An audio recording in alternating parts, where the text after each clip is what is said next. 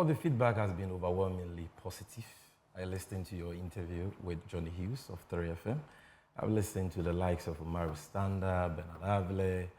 I mean, all the media guys who came, those who had the opportunity to ask questions and those who didn't have the opportunity. And you can see that the media, and by extension the people of this country, were starving for an opportunity like this to engage with their leaders. And you see, leaders must be transparent. Leaders must be accountable. And that is what President Mahama stands for. What he did was historic. What he did was unprecedented, because I have never seen an opposition leader engage the media in the manner he did, share his vision, and open himself up for close to 3 hours of questions, more than 2.5 hours. At the point, I, the moderator, was tired, and he was not tired. He was ready to go. I had to tell him that it's getting to 11 p.m. You know, that is how open the man is. And like you said, he demonstrated command over the issues. He demonstrated depth. He demonstrated that he understands the problems confronting us, and he has that transformational vision that this nation needs. He has the vision to reset our country. The institutional memory was on point. His cognitive ability to think on his feet and answer questions without calling for the intervention of any former appointee or official of his was just spot on. And I want to salute President Mahama for doing this, not for the NDC, but for the entire nation. This is what we expect from our leaders. But you see, there were certain key takeaways, which for me, I know you have your takeaways. I have my takeaways. Kofi may have his own takeaways. But for me, some of the things that stood out for me was his clear and definite promise to scrap certain nuisance taxes to ameliorate the plight of Ghanaians. Because, Samson, the reality in our country today is that cost of living has become increasingly unbearable for the vast majority of our people. Businesses are collapsing. Some are relocating to neighboring countries. Citizens are suffering, importers, traders. And one of the contributing factors for that unbearable cost of living and cost of doing business in the country is the issue of excessive taxation. We were promised by the MPP that they were going to move us from taxation to production. Yet we have seen myriads of taxes being heaped on us. And that is why I was excited. They made that promise when they didn't expect that there would be COVID, they didn't expect that there would be Ukraine, they didn't expect all these things. They made that promise when they knew very well that in the management of an economy, there can be endogenous and exogenous shocks. It will be... Okay, so quickly go to your takeaways. Exactly. Yeah. So I was very excited when President Mahama stated that he was going to scrap the COVID levy. That was the first time he was making that bold declaration, because that tax simply doesn't make sense. It doesn't make sense that after our government had access to over $6 billion in COVID inflows and misappropriated those funds, distributed it to their party apparatchiks, something that Felicia Tete, their Northern Regional Vice Chairperson, has actually confessed to, they would turn around and impose a COVID levy on us. President Mahama says he will scrap it. He retreated his promise to scrap the obnoxious e-levy, which according to him doesn't make sense, and his promise to scrap the 10% betting levy. And I believe that if we give him the chance, at least these taxes and many more which will be contained in our manifesto will be scrapped to reduce the cost of doing business and the cost of living in this country. The second takeaway for me was his emphatic declaration and promise not to allow any member of his government to purchase a state asset. That is a promise that none of the leading political parties in this country has ever made. So that's like Saul turned to Paul, right? Of course. Because he's superintendent over an administration where these acquisitions have been going on. That's the benefit of experience. Because you see, when you get opportunity to serve, Samson, you've been hosting this program for years. And those who watch you will tell you that you've been improving. There are things that you used to do 2 years ago that you don't do today. That is, life is progressive. And when you get opportunity to serve your people and you go and sit back and look at your service, what happened, the laws and everything, you reflect and you see areas for improvement. So that's why is it just a promise or it's along the lines of what Okudzeto is pursuing for a law that bans public officials from acquiring state property? You see, you don't fight corruption and you don't fight some of these things through laws per se. There are many laws in this country which don't get implemented because the political will is not there. What President Mahama has said is about his political will to ensure that law or no law, you can't be a member of my government and buy state land. Look at our state lands today. You were talking about the parks and gardens land at cantonments, the one at Wa, they are all gone. They've been sold. The Boston Institute land at Roman Ridge, gone.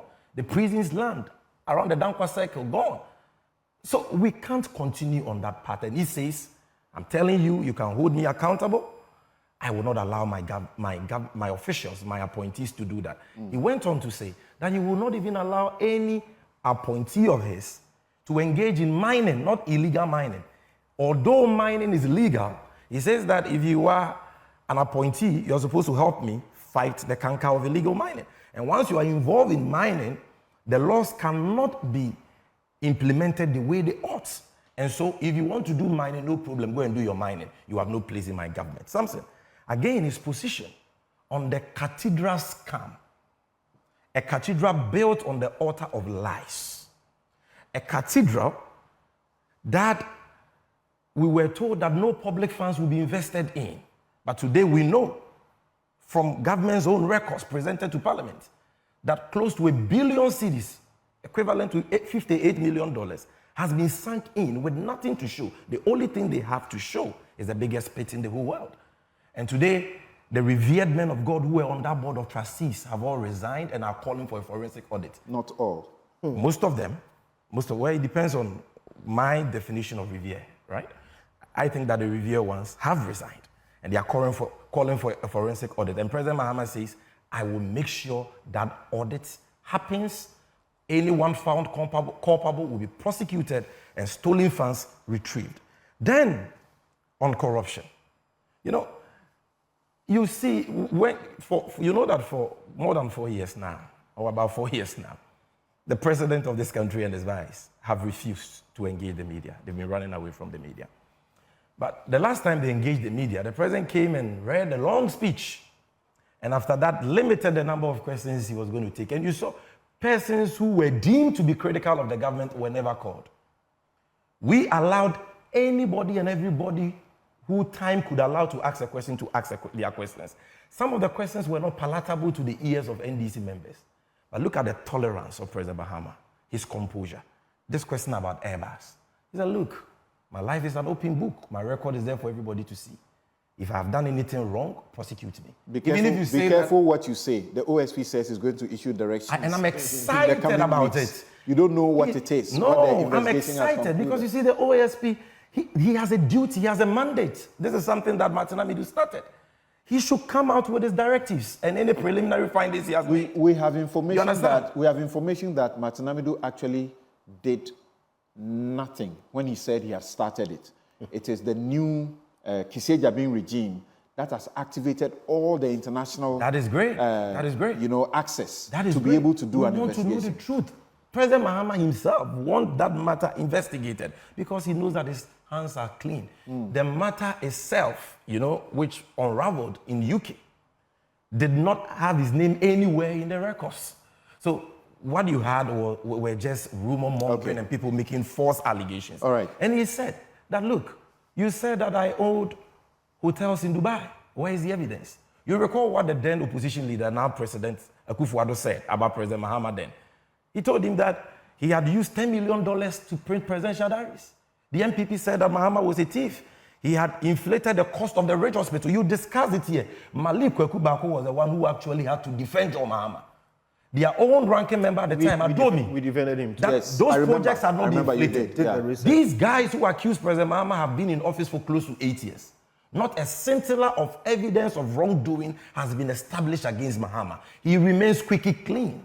So he answered that question. But for me, the takeaway was his promise that, look, there will not be any further or no show of leniency. It cannot be business as usual. People are yearning for accountability and justice, and that nobody will be spared. Prosecutions will go on. be it MPP, and if you engage right. in corruption, you'll be prosecuted. Take a breather and there. funds, Take a breather there. retreat. But I wanted to land on Take a breather there. Just one. Just one. Then we move. You know, yeah. there had been a lot of falsehood about what President Mahama intends to do about free SHS.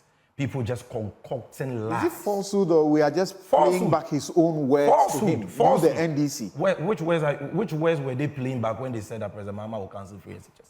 The man who launched Not about cancelling. Do you remember what Fifi Kwete said about it? No, but how that was all do you like. remember what Ken Ofori-Atta said about free SHS? Individuals in the political he party repeated what we said. Right? The most important thing is about the position of that corporate entity called NDC and its leader, John Mahama. And he has been consistent. He launched it. We actually contemplated, conceived, captured it at Article 25B of the 1992 Constitution. We started the implementation. Check the 2016 mid-year budget review. With 320,000 day students benefiting and a plan to expand coverage to cover 120,000 boarding students. And the man says, I will not cancel it. It has come to stay. I'm only coming to improve it and make it better. And he has given you the further and better particulars about how you will make it better. Abolish the double track, provide a dedicated source of funding, decentralize feeding, improve on quality, provide the teachers and the schools with the needed facilities. That is what he stands for. There are discerning Ghanaians who are asking questions whether at one point the NDC or President Mahama will pause and say, Akufo-Addo, you did well in the bold fashion with which you took this on. Which means what? Even though I started it progressively, you took it on globally, universally. And that is what we have. We want to improve it. And not talk as if... But no NDC person has criticized President Akufo-Addo for taking on or for implementing free SHS to cover all boarding students. You don't hear anybody giving him the credit he's due. Oh, many NDC people, even me. So you hold on. Record, yes, Dennis. who have said that by continuing that laudable policy that John Mahama started. Okay, thank you. He did the right thing. Thank you. Yes.